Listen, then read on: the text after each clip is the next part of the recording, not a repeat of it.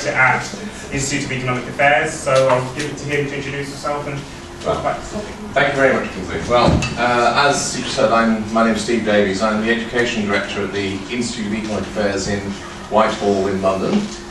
We're a free market think tank, so-called, and we're the oldest such institution in the United Kingdom, being founded in the mid-1950s, and the second oldest such organisation on the surface of the entire planet, since there's only one old one, which is the Foundation for Economic Education in Irvington-on-Hudson, New York.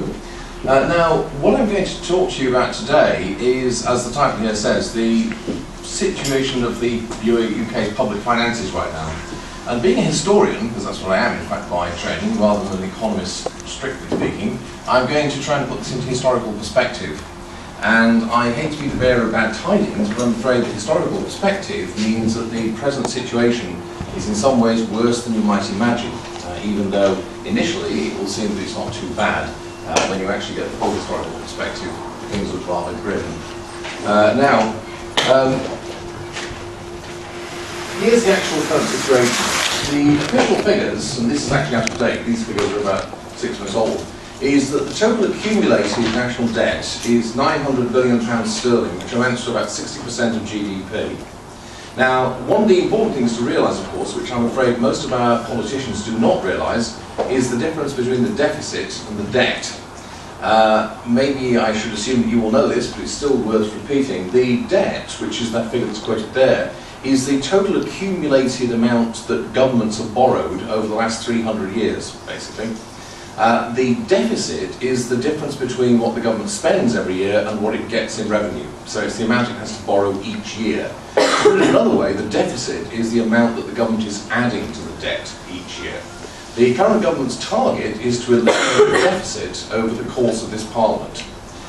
This is, in some ways, quite an ambitious target, but in other ways, when you see the scale of the problem they're facing, it's actually extremely unambitious. Now, the fact is that, in fact, those figures I've just quoted are not, in fact, I would say, as accurate an account as you might have. If you use the criteria that the Maastricht Treaty used for calculating public debt, then, in fact, the national debt at the moment is £1.1 trillion, which is 75% of GDP. Very large sums of money. In addition to this, however, there are what are known technically as unfunded liabilities or quasi-debts. What this is promises that the government, not just the present government, but the British state, if you will, has made to pay people in the future, but which it doesn't have actual cash in hand to meet. In other words, these are to be paid for out of anticipated future income. The largest, by far, is pensions, particularly pensions to state employees, but also other pensions in general, state pensions, plus also PFI obligations, private finance initiative obligations, but they're small compared to pensions. Those unfunded liabilities amount to 1.36 trillion, which amounts to 92% of GDP. So in addition to the actual debt that exists in the form of gilt-edged stocks, government bonds, that's out there, there's also that debt, if you will. And when you add those two together, you get a total of 2.46 trillion, which amounts to 167% of GDP. Now that excludes the costs of the bank bailout. If I was to add that to it, you'd have to add current estimates, another 1.3 trillion. That keeps them going up and down.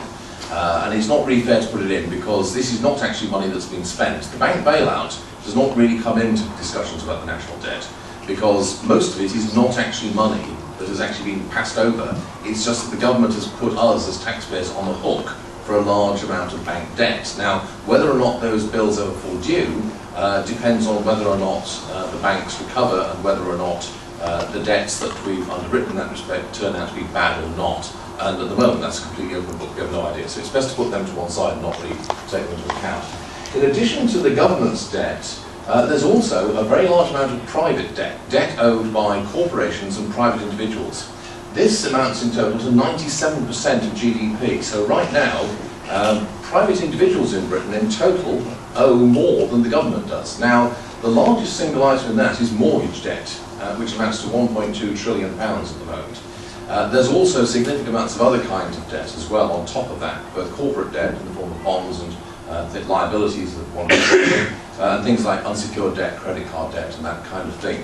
The reason why I mention that is that that's actually quite significant when we come to look at what the future prospects are. So that's the situation. Now, what can we say about all this, really? Does it matter? Because some people have you believe that this doesn't really matter. Now, in one sense, that's true, because the actual size of the national debt in absolute terms isn't really the critical issue. Just as the amount of debt you might owe in your private capacity, the amount of credit card debt or mortgage debt you have, isn't an issue in itself. If you have the income to service the debt, then it doesn't really matter. The problem arises when the debt becomes too expensive to service, when the charges that you have to pay, whether purely interest or interest and principal, become too much for what your income is. So the critical factors are, first of all, the interest paid. In other words, both the rate of interest that the government has to pay on the money it borrows, and the actual amount that that paid interest takes up in both public spending and as a share of GDP. Now, right now, that's pretty low. Interest on the national debt amounts to about 2% of GDP in terms of the actual spending. That's historically quite low. The peak for British debt repayments as a share of GDP was in the 1920s and 1930s, when it amounted to about 7 to 8% of GDP, which is a very high level. That's one of the main reasons why we had such serious financial austerity in public spending during the 1920s, because they were trying to get that under control. Economists generally reckon that when the burden of debt repayments goes above 11% of GDP, in other words, the actual amount that you have to spend on servicing your debt amounts to more than 11% of your annual gross product, then basically you're bankrupt. And no country which has had debts at that level has been able to sustain it. They've always had to default. Greece at the moment, by the way, will be having to pay something like 23% of GDP. So basically, forget about all this talk about when is Greece going to default. Will Greece default? It's going to default. It's as simple as that. It's about as certain as anything can be in economics. Now, therefore, in other words, it's not the actual size of the debt that matters, it's a matter of how much the cost of servicing that debt is likely to be. Now, that's a function, essentially, of two things. It's a function of what future growth is going to be. Because obviously, the more rapidly the economy grows, the larger the tax revenue that the government can gain, and the smaller the debt becomes as a proportion of GDP. If the economy is growing fairly rapidly, then as a share of GDP, the debt will shrink, provided you don't add to it at too rapid a rate, which is a big proviso, as we'll see. And also to say to increase revenue. The other thing is future levels of public spending and taxation. If the crucial thing here is what lenders expect. If lenders expect people who buy government debt, the people who lend the British government money, if they expect that the future growth is going to be strong, and if they expect that the government is not going to keep on adding to the debt at a sustainable rate, then they'll be prepared to accept a low return, a low yield as it's called, on the money that they lend to the government. In other words, they won't charge a high rate of interest. On the other hand, if they think that either the rate of future growth is going to be low, or that the British government is not going to be able to get its public spending under control, then they'll see it as a bad risk. And in that case, the amount of interest they'll want us to pay will go up. Now, to take an extreme case right now, the Greek government is having to pay something like 40% on 2-year bonds. Which basically means that nobody's going to lend the money. I mean, that's a prohibitive interest rate. You can get a cheaper rate of interest on one of those credit cards that they sell to people who's got a completely rubbish credit rating. And you do think that maybe they'd be better off, rolling it all up in a consolidated loan from Ocean Finance, which would also be a cheaper rate of interest, although still quite high, which is basically what the European Union is talking about doing, actually. So that's the critical thing. So in other words, what determines whether or not that debt is sustainable ultimately is the reality of those two things, and also what people expect it to be. Right now, the pound, actually, as we'll see in a moment, British government yields are actually relatively low. In fact, they're pretty much as low as they've been for a long time.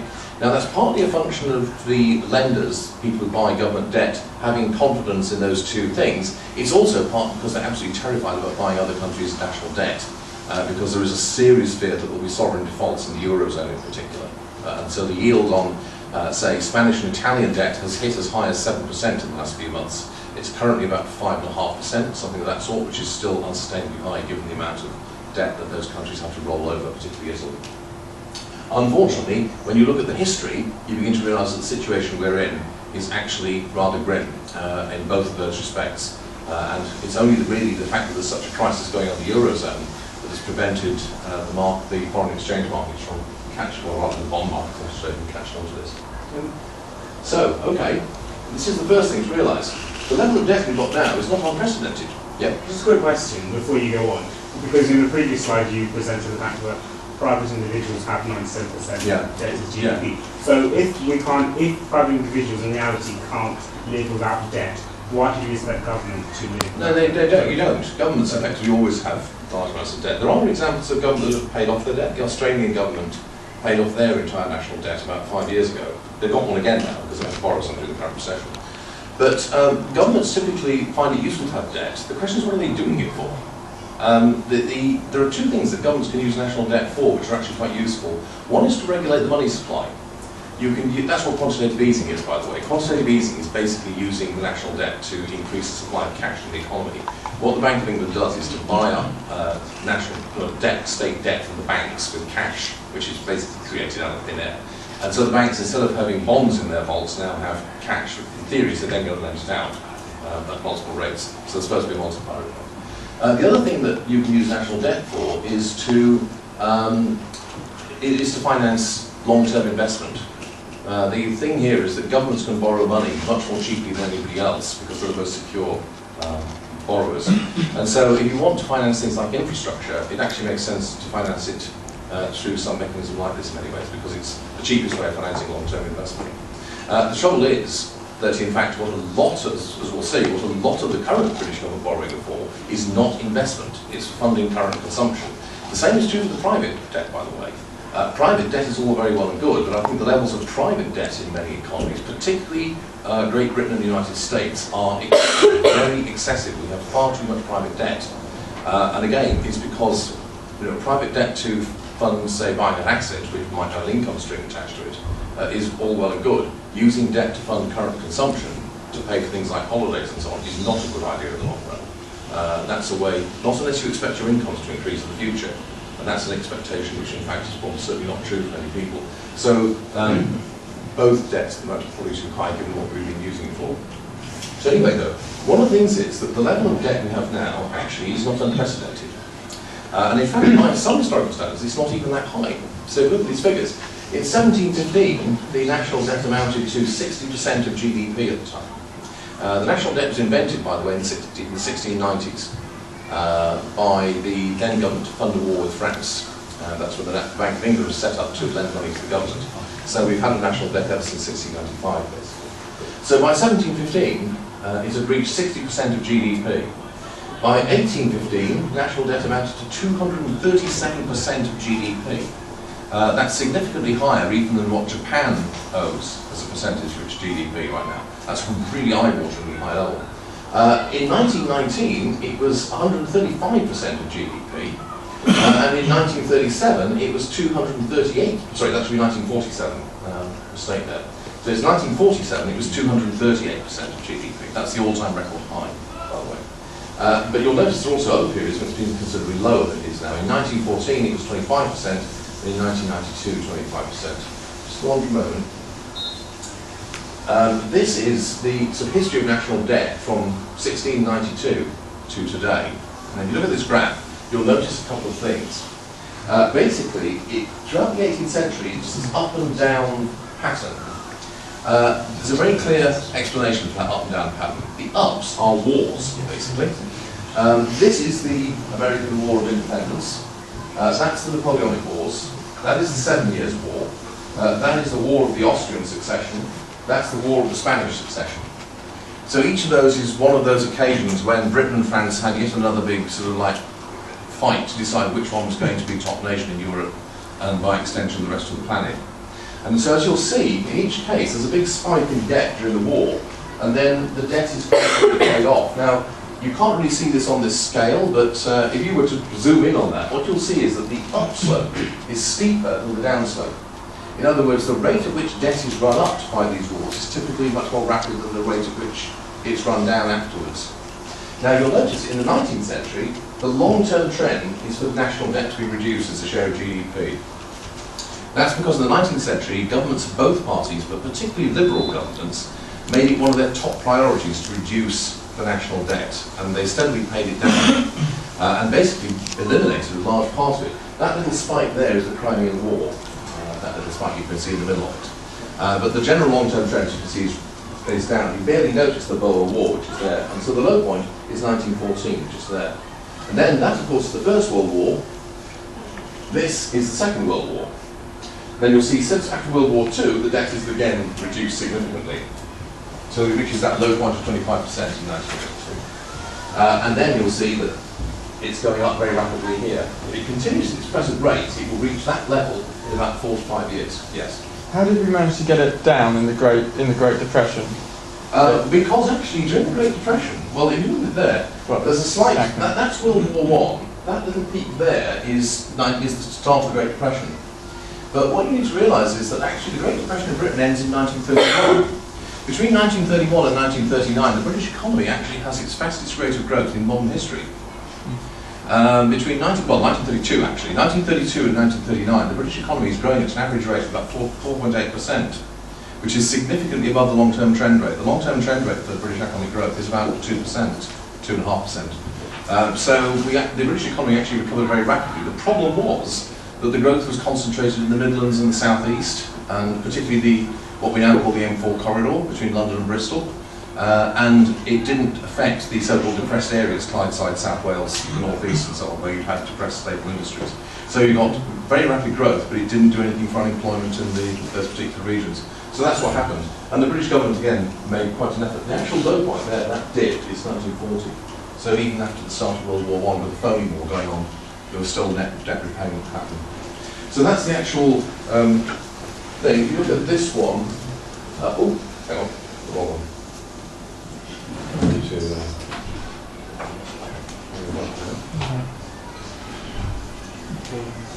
This just shows the 20th century in larger scale, so you can see the same kind of story there. So what does this tell us? Well, I'm afraid this is where the news starts to get a bit bad, really. There's a big difference between, although the level of debt we have now is historically not that high compared to what it's been in the past, there's a number of critical differences. And these differences, I'm afraid, are not good news for us now. The big difference is that the cause of the accumulated debt is different from what it was before. If you look at those dates when we had a peak, 1715, 1783, 1815, 1919, actually 1923 was the peak here, 1947, there's a common factor. There'd just been a big war in each case. The reason why the British government had such an enormous debt was because it had built up an enormous debt through funding the fighting of a major war. In at least 2 of those cases, 3 even, a war of national survival, you might say, a war for the independence of the British state. And as I said, it typically took about twice as long to pay down debt as to run it up. So if you fought a war for 5 years, it took at least 5 years to write off the debt that you'd run up. What happened at the end of the 18th century was that the wars came so quickly that they didn't have a chance to pay them back, and that's why there's that big spike at the end of the 18th century. Now, the problem is this: it's pretty easy to reverse the spending you have during a war. Because think about it, what are you incurring that debt for? You're incurring it in order to pay lots of soldiers, to build lots of battleships and warships and tanks and what have you, material of war in other words, and you're also incurring it in order to supply all those troops with the food and whatever else it is that they need, their logistics, if you will. Now, when the war stops, it's very easy to reduce public spending dramatically. All you do is cut back in the military sector, and you relocate resources into the productive private sector. And a huge amount of government spending just goes away. In the 20th century, it doesn't all go away. That's another story. So it's relatively easy, therefore, to reduce the level of public spending back to what it was before, and to then start the process of paying down the debt that you've run up during the previous number of years of warfare. This public spending crisis now is unique. It's the only one we have had where there hasn't been a really big war. Gordon Brown has managed the amazing achievement of buggering up the public finances without having to fight a major war in the process. Not entirely his fault, but significantly his fault, I would dare say. What is also crucially different is the size of the deficit. Now, as I said, if you look at those graphs at the end of it, if the debt continues to increase at the current rate, if in other words there were no steps taken for what they call fiscal consolidation, which means in plain English, a combination of tax rises and public spending cuts, then within about 4 to 5 years, the debt level will be back up where it was in 1947. In other words, we'd be owing over 200% of GDP. As it is, even under the government's own plans, the size of the national debt is due to peak, down their own estimates, at just about 100% of GDP in the 4th year of this Parliament. Although they're proposing to eliminate the deficit, during the time that they're doing the elimination, so much debt is going to be added to the pile that's already owed that we will actually hit 100% of GDP by the government's own criteria. It will be about 120% of GDP by the Maastricht criteria. So we're talking about, even on the government's own scale, it's an extremely rapid addition. At the moment, well, financial year, the deficit amounts to 11.1% of GDP. So we're talking an extremely large deficit. That is a kind of deficit which virtually no government ever runs in peacetime, normally. To give you some contrast, in 2007 to 8, the deficit was 2.4% of GDP. It was somewhat higher 2 years before then, but it fluctuates from year to year typically, but that's what it was then. So that gives you some idea of the difference. To give you some idea of what it is, almost half of that outstanding debt that I started off with, that 60% of GDP by the government's own estimates, half of that debt has been taken on in the last 3 years. So we're not talking about a kind of debt that is historically unprecedented, but it's being added to what is a historically unprecedented rate, at least for peacetime. And quite simply, this is just not sustainable, not least because, to go back to the point that was raised earlier, this debt is not being used for public investment. It might not be so bad if the government was using all this money it's borrowing to build infrastructure or to invest in increased productive capacity, but it's not. It's using it primarily to fund current consumption through transfer payments of one kind or another. Why is the deficit so large? Well, 2 reasons. A combination. First of all, the sharp rise in public spending with the recession, a lot of which was caused by what are called stabilisers, things like welfare payments to people who lose their jobs in that country. And secondly, a sharp decline in revenue, which has not been made up. Another thing to notice, though, is that if you combine government and private borrowing together over this period, it stayed roughly the same. What has happened is that in 2007-2008, private borrowing collapsed.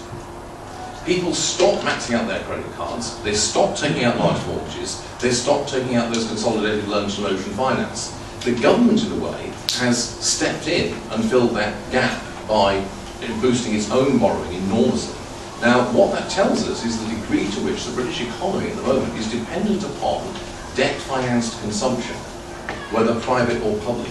And in a way, it doesn't really matter whether it's private or public. You simply can't keep on borrowing money at that rate, because eventually the people who are lending you the money, which increasingly is foreigners, because more than half of Britain's debt is now held, well over half, it's held by foreigners. They're going to essentially see you increasingly, whether privately or collectively as the British state, as being a bad bet, and they're going to demand a higher yield on that debt. But at that point, things start to get very unpleasant. Now, in order to get this into some other kind of context, here's some other points. If you look back at it, I could have had some other slides for you which show you the level of public spending and taxation. One of the things that you'll realise is that no UK government has ever been able to raise more than 38% of national income in tax revenue in peacetime. In wartime they have been able to raise more, but not in peacetime. Now, why is this? Because sometimes governments have set the tax levels at levels which in theory should have brought in more than 40%, for example. That's what was happening under the previous government.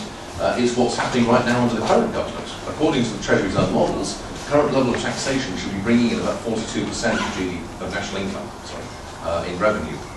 But what appears to happen in the British case is that once taxes go above about 38% of national income, people just find ways of not paying them.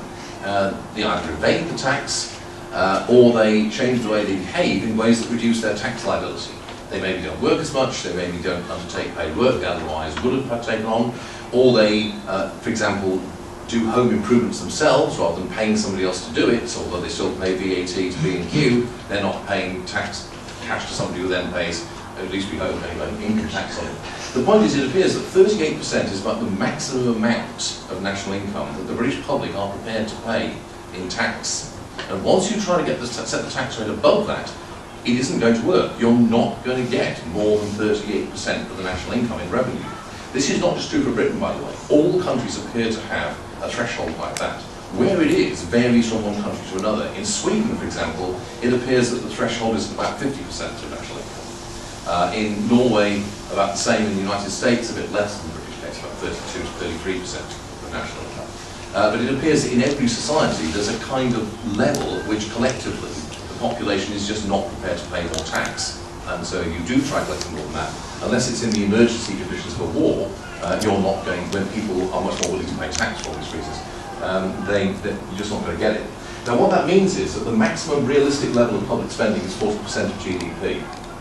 It's very, very difficult to fund a level of public spending higher than 40% of GDP. Currently, public spending is running at about 50% of GDP. So it's well above that sustainable level. It was running at above that 40% level before the crisis. It was running at about 43 to 44% before the crisis hit in 2007 and really hit in 2008. Now what that meant was that there was what we call a structural deficit of 5 to 7% of GDP. In other words, there was a deficit in the public finances before the crisis happened, which was completely unrelated to the crisis, of about 5 to 7% of GDP. And this was not due to anything to do with the crisis, because it was there beforehand. It was to do with the fact that the level of public spending under the previous government was significantly above the level that the tax-paying capacity of the British public would limit it to.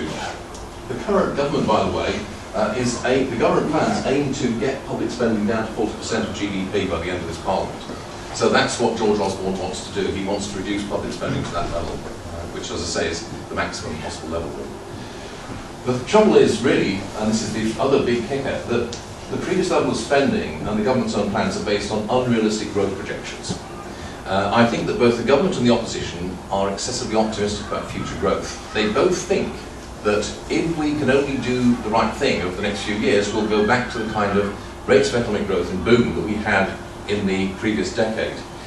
Where they disagree is about what to do in order to do this, and how rapidly you need to cut the deficit in order to get to that situation. I think the problem is that they're both too optimistic. I think it's very unlikely that you are going to get sustained rapid growth of that kind again for quite some time. Why? Well, two reasons. One is, I think that the previous level of growth was in fact unsustainable. We now know that a lot of the growth we saw in the previous decade was actually what you might call false growth or imaginary growth. It involved the creation of what you might call paper wealth rather than real wealth. And what we're now realising is just how much of the wealth we thought we had, in fact, is just imaginary. The other reason is because of all that private debt that I mentioned. Quite apart from the public debt, there's this enormous burden of private debt on the economy. And until that is brought down significantly, you're not going to have the kind of growth that the government and indeed the opposition both expect. Now, what does all this mean? Well, as I say, right now the yields and gilts are very low, as I said, partly because the situation everywhere else is so dire. So by contrast, Britain looks like a remarkably safe investment. But this is not going to last forever. If it becomes obvious that future growth isn't going to be as rapid as they expect, there's going to be a serious downgrade in expectations.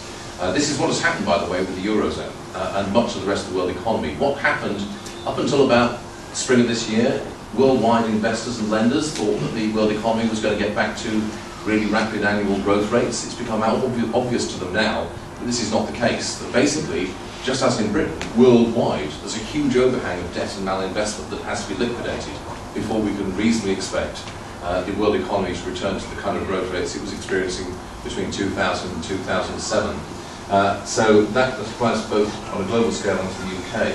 And also, it seems very likely to me that lenders are going to lose confidence in the government's spending plans. The reason is that the government is caught in a very difficult situation. Although it's putting forward cuts, these cuts are actually not that big. The cuts the government is proposing amount to 3% of all public spending. So they're actually very small. The problem is that because of leveraging effects, they amount to cuts of 25% in the areas where they're being made.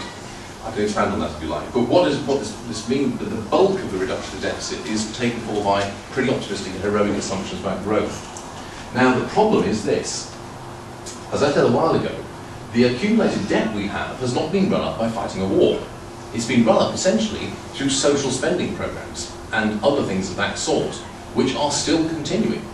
Now what that means is that politically it's much more difficult to control the debt and control the deficit than it was in previous years. Yeah. I would say, how strong do you think the argument is that we don't need to worry that much because everyone else is always going to do worse? Well, I think we're quite safe maintaining our position better than.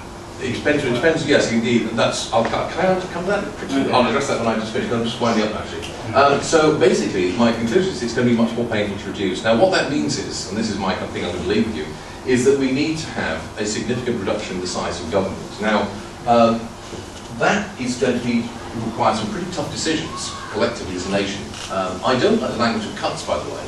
I think we ought to think about reforming the government, reforming the state, and essentially deciding through a kind of political process, really, what we want government to do and what we don't want it to do, and how we want it to go about doing it. And I think that if we then have realistic assumptions about what the size of government the British economy as it is can afford, we're going to end up with a significantly smaller state than what we now have. Now, I'm not making a free market point here, despite the fact that I'm from a free market think tank. It doesn't matter what kind of economic system you have, we're going to have to do this. If you had a completely socialist economy, we would still have to reduce the size of government, simply because the level of government spending we have now is unsustainable given the size of GDP that the British economy is producing and is likely to produce in the future on future projections. And so in a way, this argument about the need to reduce the size of government is independent of any argument about how you think the British economy should be organised and run. Regardless of what view you take on that, it seems to me that it's absolutely inescapable that we cannot have the kind of increase in public spending and size of public spending that we've had, particularly in the last 15 years, but indeed for quite some while before then, so that we're going to have to make some very, like I say, tough decisions about what it is we want the government to do. We'll need to have a big argument essentially about that issue. Now, you say, okay, maybe things are bad, but it's all for comparison essentially. So if everyone else is in even a deeper hole than we are, then it doesn't really matter. Well, that would be true if the world as a whole was in a deep hole. In some ways it is. However, some parts of the world are in a much deeper hole than other parts of the world. One of the basic facts about the current world recession is that the recovery from it has been fairly rapid in some parts of the world, but very weak to non-existent in others. Which parts of the world are not doing well? Well, the answer is essentially the developed countries, but there are a couple of interesting exceptions. Basically, the countries that are not doing well are the Eurozone, Britain, the United States. Which countries in the developed world are doing well? Well, there's two big examples of countries that are actually doing quite well. One is Canada, and the other is Sweden. Now, by contrast to the developed world, the developing world, countries like India, China, Brazil, Turkey, Egypt, Malaysia, Indonesia, they're all doing relatively well. What is likely to happen if we, and by extension the rest of the developed world, continue in our current path, is that we'll become increasingly dependent upon recycling excess savings from that part of the world through our own economy. And almost inevitably the yield is going to go up, particularly if capital is still increasingly required for capital investments in those parts of the world, which will mean that we'll be competing with capital investment projects in places like Southeast Asia, South America and the like, in order to borrow money to fund, as I say, what's currently basically spending. So although our situation is not as desperate as it would be if we were the only country in this kind of hole, it's not as safe as you might imagine, because in the world as a whole, while the world economy in general is going to go through another rough 18 months in my view, certain parts of it, particularly the developing world, are doing much better than others. Now, why are Canada and Sweden the two exceptions? Canada's doing really well right now. It hasn't had a single bank failure. Its economy is growing quite nicely, and it's got no pressure on its currency. The reason is that Canada sorted out its public finances 10 years ago. Under the previous government, the Liberal government of Chrétien, the Canadians basically cut public spending dramatically and brought it under control. They're still spending 40% of GDP, but they were spending it previously at the kind of level we're spending it at the moment, and they brought it down. They reduced it by about 10 to 11% of GDP. Interestingly, it was the left of centre party in Canada that did this. Similarly, in Sweden, in the 1990s, they had a major banking crisis in the early 1990s, and they also had public spending that was basically out of control. And both the moderate-led coalition and the subsequent Social Democratic government, again, brought Sweden's public spending under control. Still very high levels, as we know, but nothing like they were 10 to 15 years ago.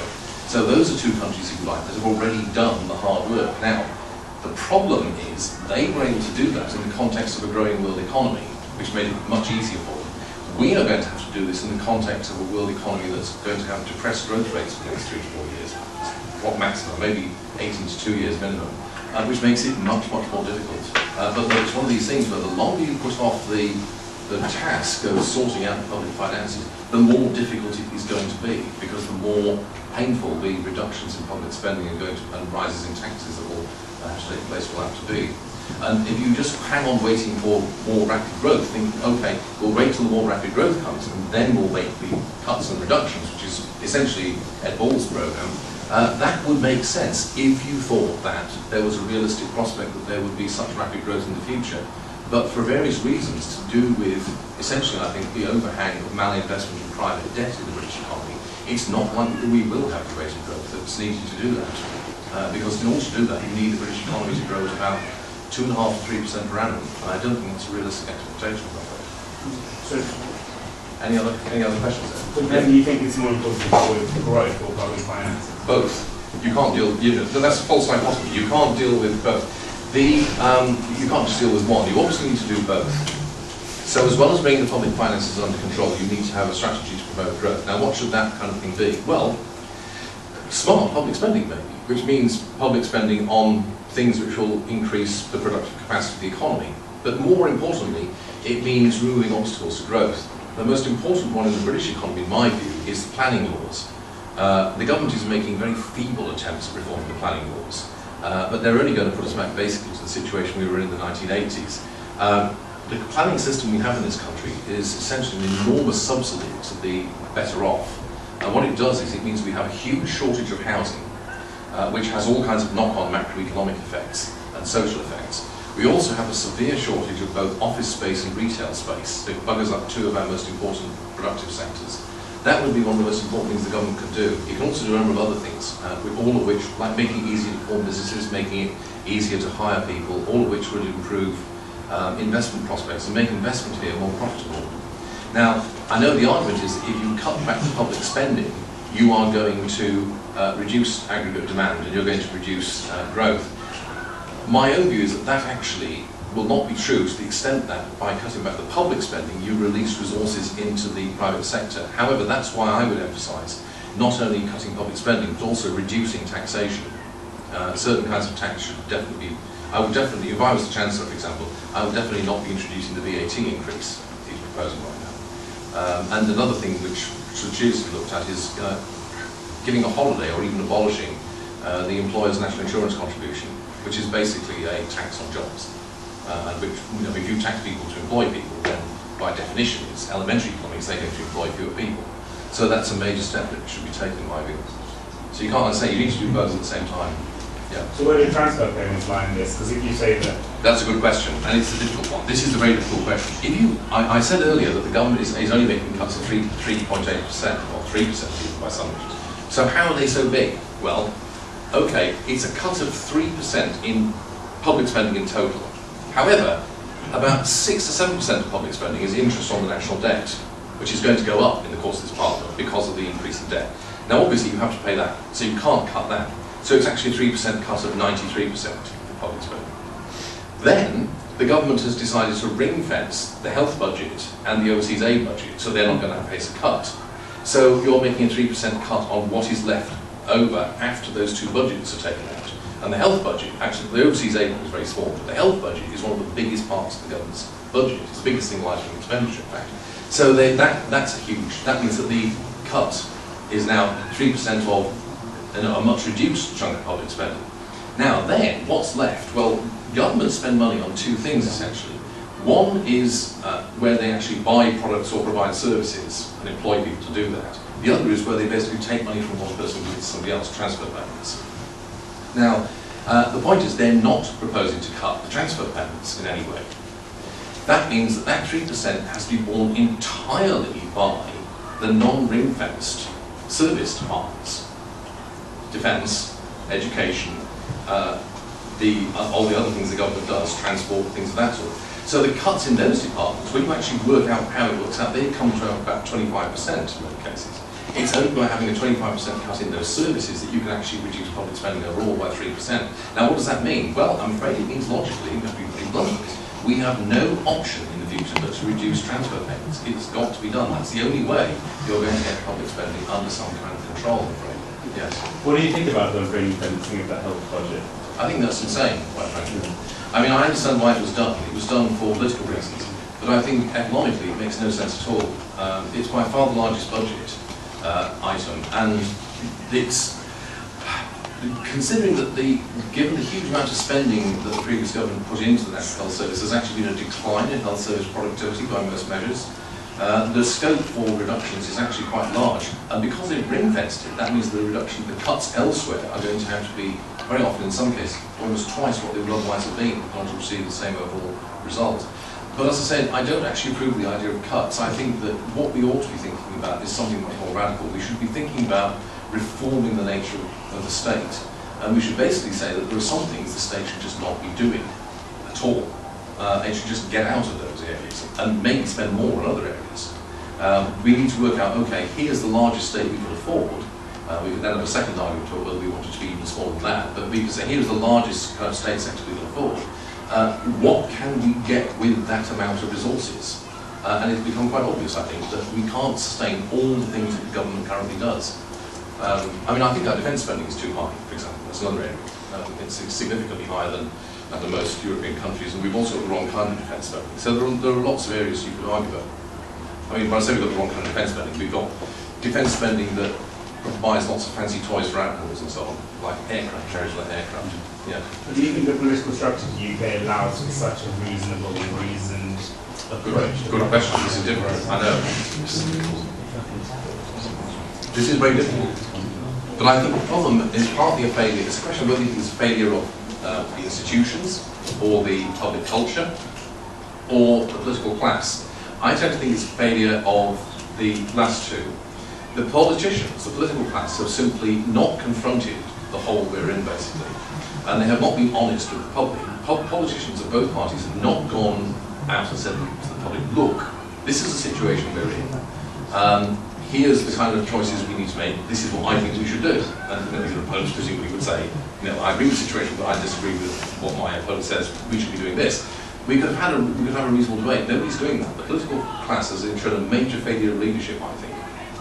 The other thing, I'm afraid, also, however, is the political culture. And the problem here is the domination of political argument, I think, by the electronic media, particularly television, which makes it extremely difficult for the politicians, to be fair to them, to conduct a reasoned argument, because television doesn't deal in complicated arguments. It deals in 30-second sound bites, basically, and has the attention span of a gnat, quite frankly. And so the result is, given the fact that public discourse is so dominated by TV, it's actually difficult to have an adult conversation, and that's a difficult problem. What we need to do, I think, as a society is to develop other ways of conducting these public arguments. Yeah. I was just wondering, you said there are areas that the government should just get out of completely. Could you give examples of certain areas? Well, some of mine are some of the big ones. I think the government should get out completely from supporting the arts. I don't see any justification for state support for the arts. I think it should get out of things. I think it should also get out of overseas aid. I think that all the evidence is that overseas aid does not help, and in fact may actually be harmful. Civil society organisations are much more effective in helping development, and we can do much more to help poor countries by doing things like reducing tariff barriers to their products and things of that sort. So those are two trivial areas. We're talking about very small amounts of money in the grand scheme of things. I think that at the moment the government basically has three major kind of areas. It provides education, it provides healthcare through the National Health Service, those are two big ones, and then it provides a range of other services. I think that it basically provides protection against contingencies like unemployment or sickness through various income transfer schemes.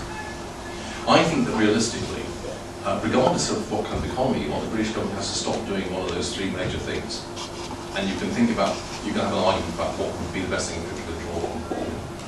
I mean, I have my own views, but I'm basically, in a way, that's a secondary issue. I think almost regardless of what happens politically, it will stop doing one of those three things. Not least because of something else, by the way, which I didn't talk about, which is the relentless rising healthcare costs.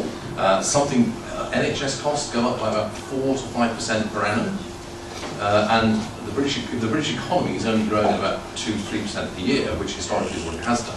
If you can just do the mathematics yourself, that means that health spending is going to take up a larger and larger share of GDP, regardless of whether it's public or private, by the way. This is a serious problem for all developed economies, regardless of what healthcare system they have. Yes. You spoke about the sort of unsustainable levels of private debt. And Yeah. I just wondered how you feel you can almost combat that, because I know that David Cameron spoke in his sort of speech, and he sort of hinted on the fact that people have had too much debt and they should look to pay off those debts. How do you, as sort of a nation, try and reform your people to take on less debt? I don't think that this is something where, I mean, the politicians can exhort people like the way David Cameron was at least planning to do before his spin doctors told him not to. I think he should have left it in, actually. But what you look for is a cultural shift. Now, the interesting question is, well, why has there been such an emphasis upon debt to fuel consumption in the last 10 years, maybe the last 20 or 30 years? Because I'm old enough, as you may have noticed, to remember a time when getting into debt was A, very difficult, and B, extremely, shameful. It was regarded as being socially unacceptable, basically. Now, why does this happen? Well, there are a number of reasons, and each of them suggests a possible solution. One is, you can argue that it's because of reform of the financial sector under the Thatcher government. The argument is that the deregulation of finance simply made it easier for people to borrow money. If you think that's the main problem, then the solution, which I don't, by the way, but if you think that's the main problem, then the solution is to reimpose credit controls and controls on what lenders can do. I would not favour that, because I think you'd throw the baby out with the bathwater. In addition to stopping unjustified private borrowing, you'd also stop a whole lot of productive private borrowing on that. Another argument is, and I think this is a major factor, that it was because for about, since 1997 basically, the world's central banks, and particularly the American central bank, pursued a policy of soft money. There was simply too much money sloshing around in the world economy, which has been lent out. Now, that's partly a function of the central banks, as I say, having a soft money policy, both after 1997 and again after 9/11, in order to head off a recession, basically. So you can blame Alan Greenspan for it. It's also partly a function of too much saving in Germany and China. The domestic demand in China and Germany in particular is not high enough for all their export products. That's why they have an export-led growth model. And so all that savings has to go somewhere, so it's tended to be lent out to us. And the volume of savings means that the price that it can command, in other words, the interest rate being charged, has gone down. So people borrow them.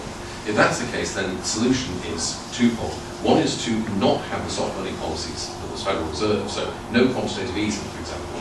But also it means that you should encourage the Chinese and Germans to boost their domestic consumption in some way, which they probably need to do anyway. The Chinese certainly need to do it if they're not to avoid a revolution of people's time.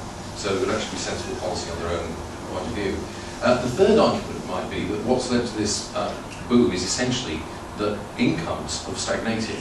And I think this is probably the most important reason.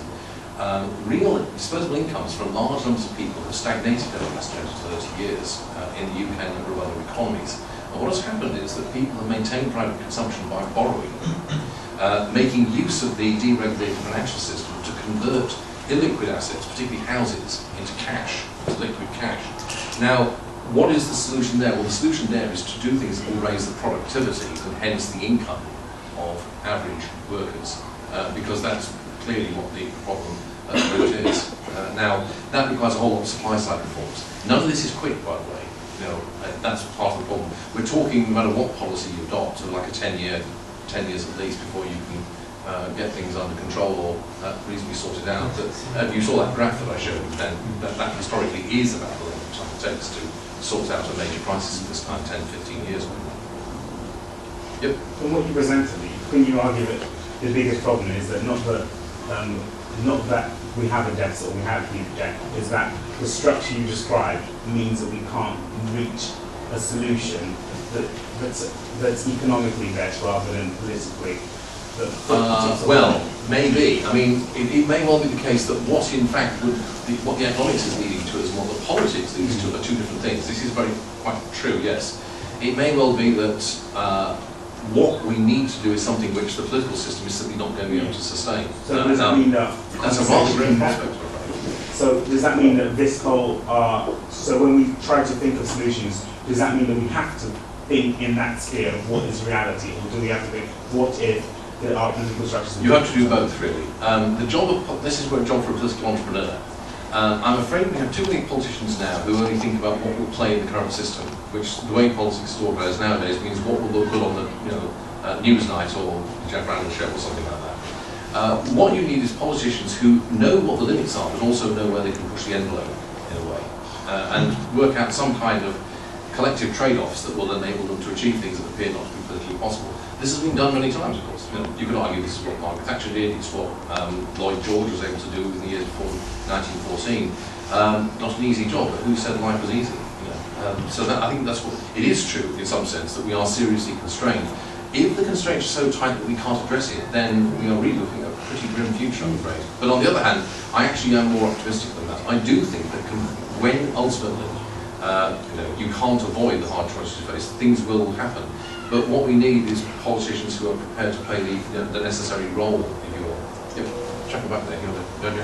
Alright, I was just going to say that you say that some of our problems is because we have such a massive debt and deficit, which is unsustainable, and then also a lot of private debt. But to reduce both of these, either the public needs to reduce consumption and the government needs to reduce public spending. So could this cause a risk of another recession, or just? Well, my own I'm afraid is that another recession actually is inevitable now, and in some ways, I mean, I don't sound like a heartless bastard here, but I wouldn't say it's a good thing, because it's never a good thing to have lots of people have their lives messed up completely and serious loss of production. But it's a question of what you think has happened, basically. The view that both the government and the opposition have is that essentially everything was going swimmingly, everything was going on just fine, and then, like this bolt out of the blue, there was the major banking crisis, and everything went completely tits up. Now, basically, I ascribe to a different view. My view is, in fact, the problem we have is that we had an unsustainable boom. In other words, the problem was the boom. What we had from 1997 onwards was a level of growth, particularly in the developed parts of the world, which was not justified. There were levels of investment, levels of public and private spending, which were not justified by either the underlying real rate of growth or, more importantly, by future growth. Now, what happened a couple of years ago was it became obvious that the future growth that was being anticipated by all that debt wasn't there. And that basically we were not as rich as we thought we were. And we weren't becoming as rich as we thought we were going to become. Now, the point is therefore, what has happened is there's a hell of a lot of malinvestment. A lot of investments being made, which are simply never going to make a profit. They're just not going to make a return. So if you are, what does that mean in plain English? Suppose I'm a yuppie from the city, and I have bought about 9 or 10 houses here in London. I anticipate that they're going to yield me a rental income of however many £1,000 a year, and I've borrowed money on that expectations. What I may now have, well maybe not in London, but certainly in other parts of the country, is that the rental income is not there to sustain it. So that loan I got essentially has gone bad. I've got an investment which is not going to yield the return I thought it would, and in fact may actually not be yielding a return at all. I may be looking at a loss. Now, when you have massive malinvestment of that kind, what you have to do is liquidate the bad debt. You have got to essentially write off all that bad investment. You have to allow asset prices, particularly real estate prices, to find their market level. That means allowing asset prices to fall. They'll overshoot initially, but that will just make the recovery more rapid. Now what that means is you'll have about 18 months of total mayhem, basically. But at the end of that 18 months, all of the bad debt will be wiped out, and the economy can then go back to a more sustainable rate of growth. The problem is that the governments around the world are desperately trying to get us back to that unsustainable boom. And one of the things they're doing is they're constantly trying to stop asset prices falling. A large part of all the bailouts that's going on at the moment is to try and stop real estate prices in particular from reaching the market clearing level. Now, currently in the UK, house prices, virtually every economist will tell you that house prices in the UK need to fall another 20% from peak to get to a sustainable level. Because the historical long-run ratio of average earnings to average house prices is 3.5 to 1. At the height of the boom, they were 7 to 1. So double that. They're still 5 to 1. So they're well above that rate. So my view is that in a way we can't avoid the recession. We need to think of the recession as the kind of purging effect of all that malinvestment that went on during the boom. What we ought to be thinking about is what was wrong with the financial and monetary system that allowed this unsustainable boom to take place, and try and fix it so that it doesn't happen again. Yes, you have a question. Why do you think that some countries are willing to pay more in tax than others? Like, I've had very interesting in the Scandinavian countries. That's a very interesting question. I don't really know the answer to that. It's presumably a cultural phenomenon. It may well be that there's a kind of positive feedback loop here, which is that it may well be that if public services are of higher quality, people are prepared to pay more taxes, so maybe that the public services are of higher quality, so they're more willing to pay taxes, up to a point. It's always a limit. Conversely, you could argue people aren't prepared to pay tax, therefore the public services are unfunded, therefore they're crap, therefore people don't pay tax. I actually don't think that's the case, because there are too many cases where you have high levels of taxation and the public services are still bobbins, basically. Sweden does have high quality public services, but there are other countries where you have high taxes and the public services are rubbish. So it's not that. I think it's to do with the degree of what you might call ethical collectivism in the population as a whole. Because think of it this way, what is public spending? Well, if you think of income in the aggregate, you can do two things with that income. One is to spend it on an individual basis, where the income accrues to individuals and they decide on a personal basis what to spend the money on. The other is that the income is spent collectively, where the society as a whole, through the political process or the government, decides how a certain amount of money should be spent on what and in what way. There's always a certain amount of each in every society, because there are certain, as long as you believe there are certain public goods that only the government can provide, and always will be. Now, what appears different between cultures or societies is how much of their spending they're prepared to collectivise in this way. And that seems to vary from countries at the individualistic end, like the United States and the UK, but also Japan, interestingly, in some cases. And on the other hand, highly more collectivist societies like the Scandinavian countries, but also France. Now, how do you explain that? Who knows? I mean, that's not just like a black box in a way. One thing it does seem to correlate with, by the way, though, is ethnic homogeneity. Societies that are ethnically homogeneous are generally speaking, more prepared to pay higher levels of taxes than societies that are ethnically diverse. That appears to be there's a pretty strong correlation there. Any other questions? Yep. Could you go over again quickly the relationship between national debt and quantitative easing, and whether that mechanism is the same in other countries? It's the same everywhere. Yeah. But the way it works is this. Banks typically buy large amounts of state debt. That's because, until recently, state debt is supposed to be a completely safe asset. And so the rules of the game are that banks have to have a certain amount of reserves, which are either in cash or some asset which is as safe as cash. And so that typically means government debt. So banks typically have large holdings of government debt. When you have quantitative easing, what happens is the central bank, in our case the Bank of England, basically says to the banks, okay, we're going to take X tens of billions of pounds of your gilt-edged stock off you and credit you with your account at Bank of England with this money, which we've basically magically out of nowhere. So in other words, it converts a static thing, which is just sat there in the bank's vaults, into liquid cash. Now the theory is that what the banks then do is lend that money out. And because we have a fractional reserve banking system, for every pound that the Bank of England creates in the bank's ledgers, the theory is they lend it out with a multiple of say 4 or 5, so they make, for every £100 they make £400 or £500 of loans. And therefore it actually has a multiplier effect, so by pumping 75 billion or whatever it is, I think it is, 75 billion, pumping in the idea is this will actually translate to something like 400 billion of actual cash boost to the economy. This doesn't appear to work. We had £250 billion worth of quantitative easing in the previous aftermath of the crisis, and the effect basically was derisory. It was minimal. It created a very slight rise in GDP that otherwise wouldn't have been there, about 1%, which lasted for about a year and it faded away. Why is this? Well, two reasons. One reason is that the multiplier is broken. Banks are not lending out money at the rate at which they are lending money. The reason is because they are still seriously exposed to all the bad debt.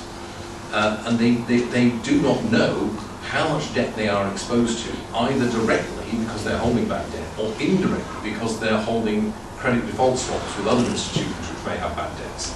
So basically banks are, in rather crude language, they're shitting themselves because they think that at any moment all this debt could go bad. So they're going to hang on to all that cash, they're not going to let it out. That shows again that we need to write off all the bad debt. We need to clear the system. As long as all that toxic debt is in the system, the multiplier is not going to work. That's one reason. The other reason is because of the nature of the British economy. We're a highly open economy, which is very integrated with the world economy. What that means is that a large part of the money that does get into the real economy goes abroad. Instead of circulating around the British economy, it's used to buy imports, and which basically means that it ends up going to countries that we import goods from. What it has done, to the extent that it's contributed to a global, compared to what the Federal Reserve has done, what we've done is minimal, but what it has done is contribute to a worldwide commodity price spike, because what has then happened is that the people who hold these pounds or dollars have been using it to buy commodities. It's contributed to a price spike in those areas. So it actually doesn't have that much effect. Now, the good news, on the other hand, is it hasn't caused inflation either. So on the one hand, because it's not actually circulating in the economy much, it's not causing much of a revival. On the other hand, it's not causing much inflation either, which is like win some, you lose some, really. The problem is that at the moment, what you've got is a very high demand for cash. Because people are feeling very insecure, corporations, private individuals, banks are all sitting on big piles of cash. Businesses at the moment have record cash holdings, but they're not investing it. Why? Because they are not sure, they lack confidence, but also they can't find profitable business investment opportunities at the moment because of the uncertainty, and which is all ultimately due to the fact that, as I say, we have a huge overhang of non-liquidated bad debt. Now, eventually that will be liquidated. The only question is, do we do it quickly or do we do it slowly? The bad way of liquidating it would be to have inflation. What I fear is that the governments will try to engineer inflation in order to get rid of all the debt. They may not be able to do this, however, because of the way the world economy works these days. Otherwise, it will take a very long time, and we'll have a Japan-like situation of 10 to 15 years of really low growth, which is the other way of doing it. Like I say, it's not a good prospect. This is the kind of situation where none of the options you face are good. I'm very glad I'm not in office at the moment, quite frankly. It's all very well for me here to say all these things, but for George Osborne and guys in the Treasury, things are much more difficult, I must say. Since we're very aware of the time, so I think we should end there. Thank you.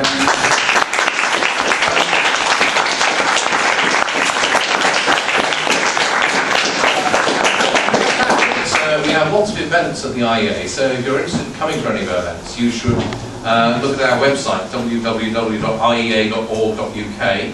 and if you're interested in being put on our electronic newsletter, then just come give me your email address and I can make you done. Also, I brought 3 DVDs along with me of a DVD program which is sort of related to the talk I've just given, so anybody wants one of these, they can come grab them off.